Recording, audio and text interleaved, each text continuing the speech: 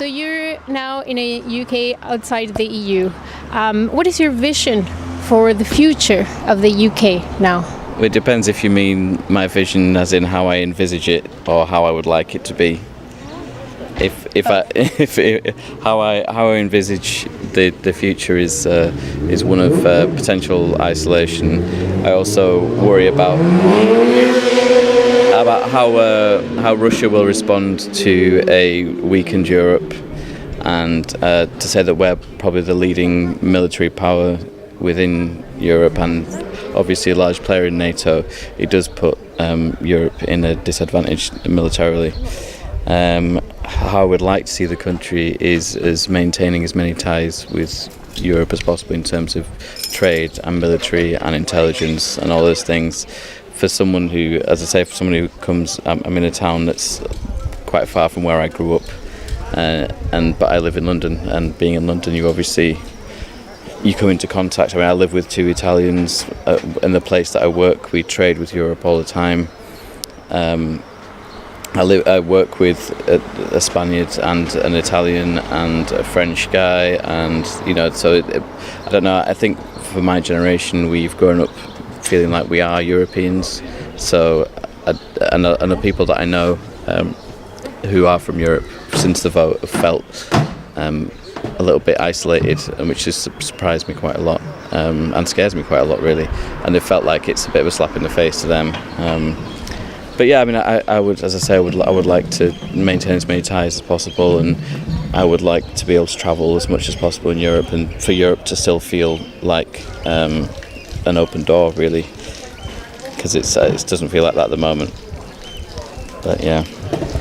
So what is your message to the leadership taking this on? To the leadership? Who's in charge? I don't know who I'm addressing this to, really, because the Tories are in absolute disarray, the Labour Party are in complete disarray. But for me, it wasn't a political issue, but everyone's been jumping on, whichever leadership, saying, "Oh, you should have done more to do this." But yeah, it's not about, it's not a political decision in that way. It's, I don't know.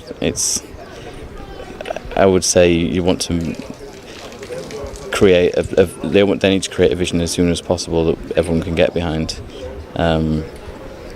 because otherwise it's going to affect not only us but Europe as well. It's destabilising the whole region, and obviously financially it's having massive effects, and I think it's going to have an effect on the UK right now, and I think the repercussions throughout the world we're going to be feeling them for years to come, really. I mean, you've seen that definitely in the back end of last week that the FTSE was kind of stabilising, but then the markets in Europe were kind of declining. So yeah, I think it also depends on what happens with America as well, because if we've got Putin invading, and then he's already been flexing his muscles in the Baltic regions. So if you have that, and then you've got potentially Donald Trump on the other side, and then you've got Michael Gove in the middle, or thankfully it's not Boris Johnson, but who's going to take his place? It's just I think what I would say to the leadership would just be like, you should have had a plan in place. Like, obviously it was a shock to everyone, which shows how out of touch they were with the majority of the country, really. But coming from a place that I know voted leave, and me living I'm an economic migrant, really, because I've moved 200 miles south in order to work in an industry that I wanted to work in. So I've got lots of sympathy with people who might want to come from anywhere in Europe. And the only claim that a lot of people have got is that, well, I was born here. It's like, well, if that's your greatest contribution, is the fact that your mum decided to give birth to you in this country, and that's all you can say for yourself, then I feel other people are welcome, really.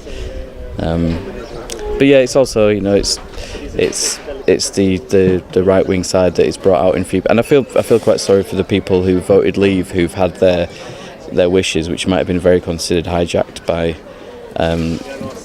right wing groups and far right groups, because they must feel very passionate about the way they've chosen, and it's also the people who've chosen Remain, they're just seen as like some loony lefties or something like that. But yeah, I don't know. Sorry, that's probably a bit long for you. Thank you so much. It's all right. Yeah.